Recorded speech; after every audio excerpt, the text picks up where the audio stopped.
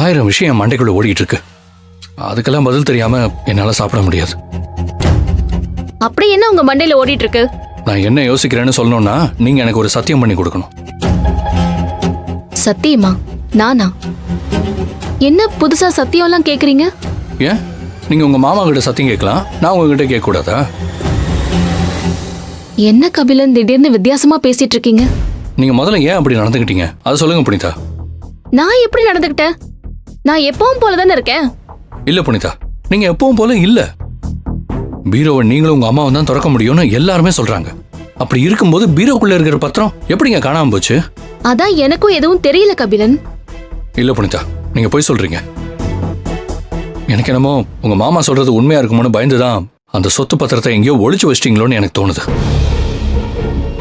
அப்படி கேளுண்ணா, நீ இப்படி கேட்கணும்னு தான் நான் அவ்வளோ ரிஸ்க் எடுத்தேன்.